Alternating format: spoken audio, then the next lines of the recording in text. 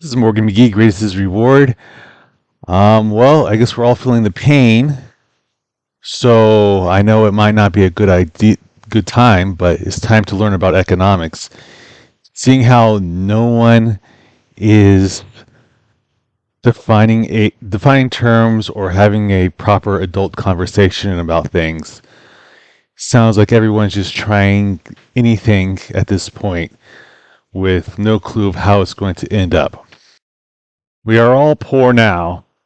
Um, People with assets or who can easily get bank loans for the cheap are getting richer.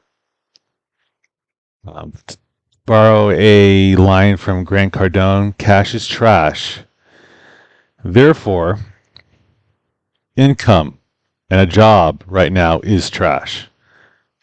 Cash is like an ice cube in Florida outside in the heat of August. Today, doctors are middle class. The average house in America is $470,000. If you're in the top 10% of earners, you're at $100,000.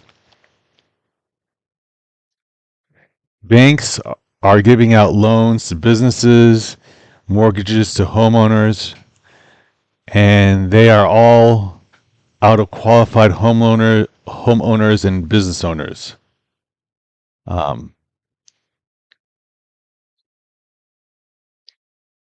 We have baby boomers who are expecting Social Security and their pensions never to go down.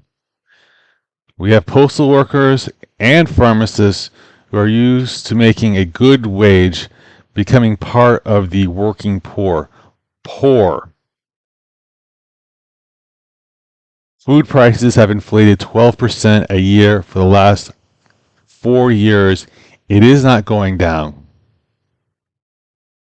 So if you're making 7% a year in your IRA, you are just losing 5% of your money while risking 100% of it, which is not nothing, by the way, because in '08, lots of people lost a lot of money. Here's the problem. We have no economic principles by which to speak to each other. We are in essence groping in the dark.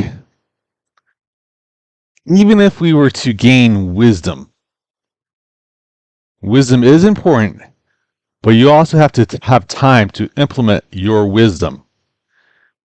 The 5 foolish virgins were as wise as the 5 wise virgins at the end.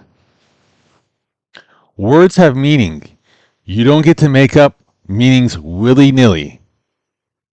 That's what we've been doing. Here's what I hear. This is the 4th thing. All you need is assets. Okay, dodo bird. You just need an asset that outpaces inflation every year and is enough to clear the rise of taxation and risk all your profit that can be wiped out. You're still risking 100% of your assets by buying assets.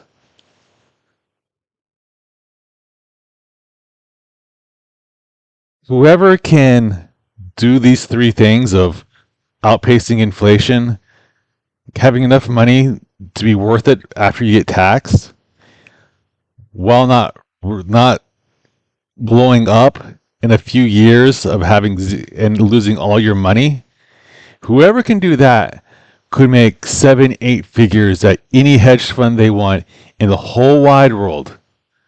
To have the average person do that is stupid. To suggest they can do that, anyone can do that, is stupid. You are an idiot. You're spewing out stupidity and poison at the same time. You're not even thinking through this. You're putting this enormous amount of pressure on people and giving them no solution to it. By the way, top hedge funds make 30%, 33% max on your money. That's the top ones. The top ones in the world can do that. And so nearly half of that is going right out with inflation.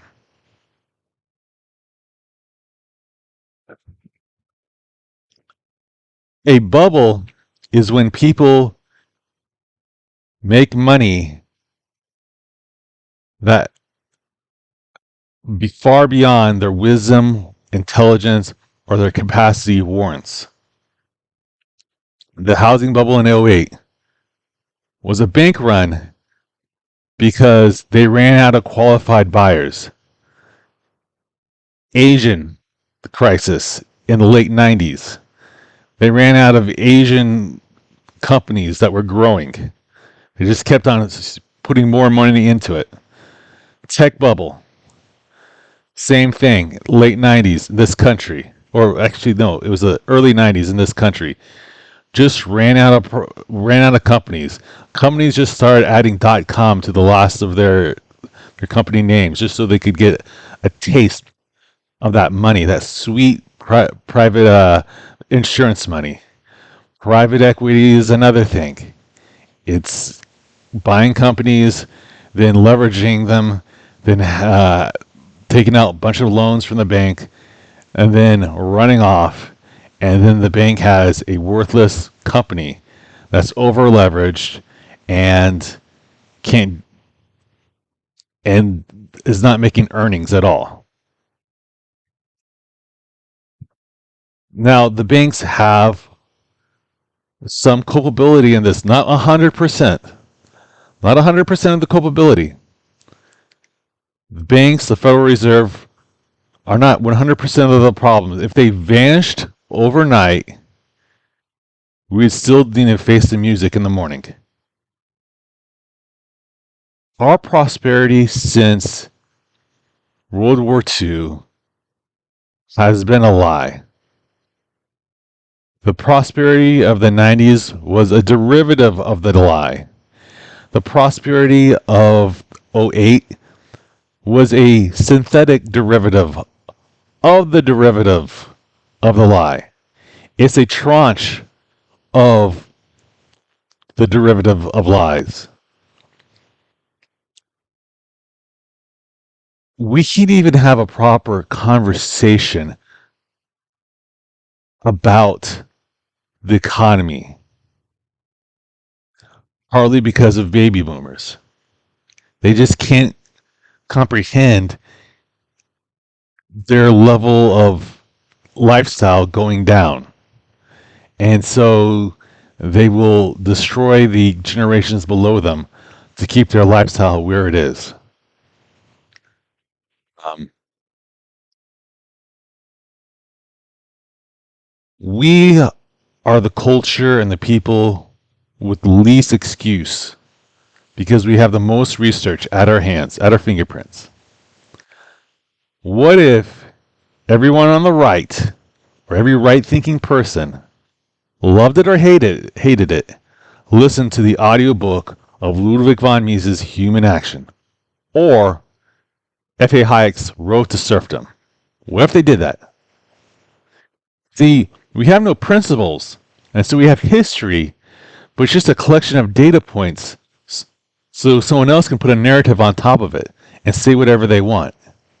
I can bring a whole bunch of data points and make it sound like anything is possible from those data points. There is a problem in the church, too. I wish the Bible would lay out economic thought. It does not. You cannot reliably turn water into wine or divide a few fishes into a group of 5,000 unless there's a miracle involved. Miracles by nature don't evolve all the time.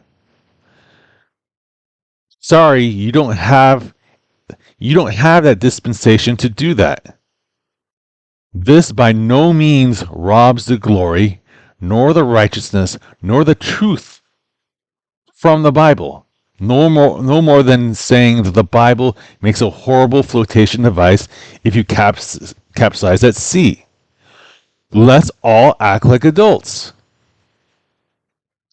This is Morgan Mead, Greatest is Reward. I'm going to leave a few links down below of Ludwig von Mises' Human Action or F.A. Hayek's Road to Serfdom. Either of those guys are good. But those are the fundamental books. I think Human Action is the greatest book on economics ever written. If you read that, you'll be set.